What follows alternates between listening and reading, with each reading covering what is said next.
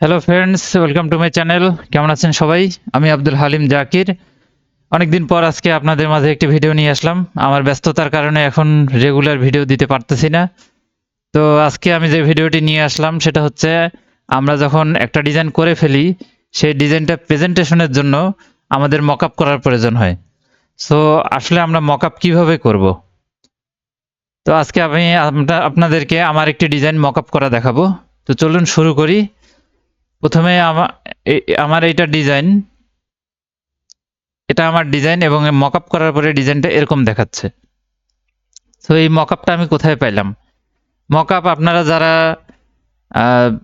ফটোশপে expert তারা mockup বানায়ও নিতে পারবেন, এবং যদি আপনার মকআপে বানানোতে প্রবলেম থাকে আপনি ওইটাকে ডাউনলোড করে নিয়ে আসতে পারবেন। সো প্রথমে বলে রাখি, যারা এই বিষয়ে এক্সপার্ট তাদের এই ভিডিওটা দেখার দরকার নেই। যারা একদম এই বিষয়টা বুঝেন না, আমি ভিডিওটা তাদের জন্য তৈরি করতেছি। তো মকআপ কোথায় থেকে ডাউনলোড করবেন? মকআপ ডাউনলোড করার জন্য আমি একটি ব্রাউজারে চলে যাব। এখানে গিয়ে আমি লিখব, প্রথমে আমি লিখছি এখানে list of free mockup download sites. এখানে আমাকে এতগুলো লিস্ট গুগল বের করে দিয়ে দিছে। সো এখানকার মধ্যে সবচেয়ে পপুলার সাইট হচ্ছে freepik.com। আমি এখানে যাচ্ছি, আমি এটা প্রবেশ করলাম। প্রবেশ করার পরে আমি এখানে লিখবো, যেহেতু আমার বুক কভার ডিজাইন, সেহেতু আমি বুক কভারের জন্য একটি মকআপ নিব। আমি এখানে লিখবো বুক কভার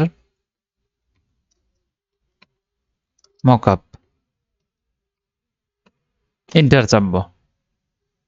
চাপলাম, তারপরে এখানে মকআপের জন্য অবশ্যই আমাকে পিএসডি ফাইল ডাউনলোড করতে হবে। ফটোশপের এডিটেবল ফাইল হচ্ছে পিএসডি ফাইল। আমি এখানে পিএসডি সিলেক্ট করে দিলাম। যেহেতু আমি পেমেন্ট করে ডাউনলোড করব না, আমি ফ্রিটা ডাউনলোড করব, তাই আমি এখানে ফ্রি সিলেক্ট করে দিলাম। এখন আমি এখানে খুঁজবো কোন মকআপটা আমার ভালো লাগে। মনে করেন এটা আমার ভালো লাগছে, আমি ক্লিক করলাম। আমি এখানে চেক করে নিব পিএইচডি ফাইল আছে কিনা। পিএইচডি ফাইল আছে, ওকে। আমি সরাসরি পিএইচডিটাও ডাউনলোড করতে পারি, অথবা এই ডাউনলোড থেকে আমি সরাসরি দুটো ফাইলই একসঙ্গে ডাউনলোড করতে পারি, একটা জিপ ফাইল ডাউনলোড হবে। তারপরে আমি আমার পিএইচডি ফাইলটাকে আমি ফটোশপে ওপেন করে নিব। আমি আমার ডিজাইন আপনাদেরকে দেখানোর জন্য, আমি মকআপ দেখানোর জন্য আমি পিএইচডি ফাইল এটা ডাউনলোড করছি, এটা আমি ওপেন করতেছি।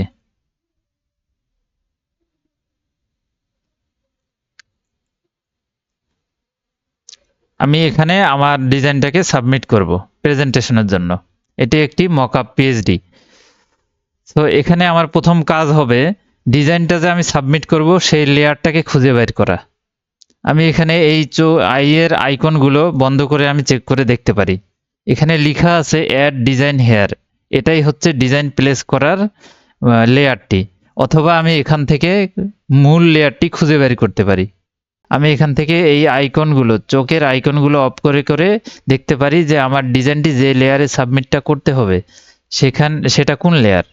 এভাবে আমি দেখতে পারি এই গ্রুপের ভিতর আছে সেই লেয়ারটি। আমি এখানে অ্যারোতে ক্লিক করলাম। এই যে এইটা হচ্ছে আমার এই গ্রুপের ভিতরে, এখানে আমি লেয়ারটি খুঁজে পাইছি।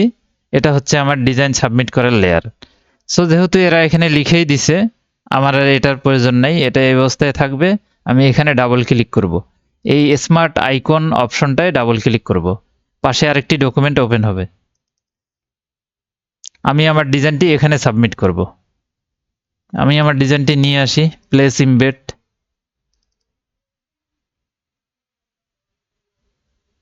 প্লেস করলাম। আমি ঠিকঠাক মতো বসায় দিই।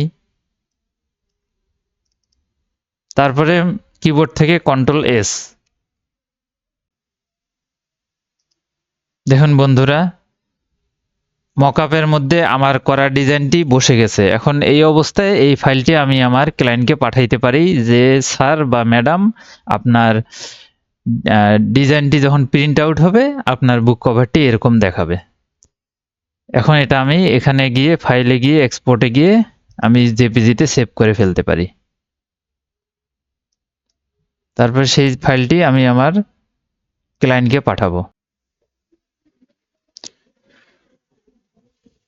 এক্সপোর্ট অলে ক্লিক করলাম। এখানে আমি নাম দিয়ে সেভ করতে পারি। আমি সেভ করতেছি না, আমার অলরেডি করা আছে। তো হোপফুলি বন্ধুরা আমার এই ছোট্ট ভিডিওতে আপনারা বুঝতে পারছেন যে এক্স্যাক্টলি মকআপ আমরা কেন করি। মূলত ডিজাইনকে মানে প্রেজেন্ট করার জন্য, ডিজাইনকে দেখানোর জন্য, আমরা পোর্টফোলিওতে রাখার জন্য মকআপ করে থাকি। সো আপনারা আপনাদের ডিজাইনগুলো সুন্দর সুন্দর মকআপে প্রেজেন্ট করবেন, তাহলে অনেক ভালো দেখাবে, প্রফেশনাল দেখাবে। তো বন্ধুরা আমার ভিডিওর উদ্দেশ্যটা আপনারা বুঝতে পারছেন। আশা করি ভিডিওটি আপনাদের ভালো লাগছে। ভালো লাগলে বন্ধুদের সঙ্গে শেয়ার করবেন, আমার ভিডিওতে লাইক দিবেন এবং কমেন্ট করে জানাবেন আমি নেক্সট কোন টপিকে ভিডিও আনতে পারি। আপনাদের জন্য আরো ভালো ভালো ভিডিও আমি নিয়ে আসার চেষ্টা করব।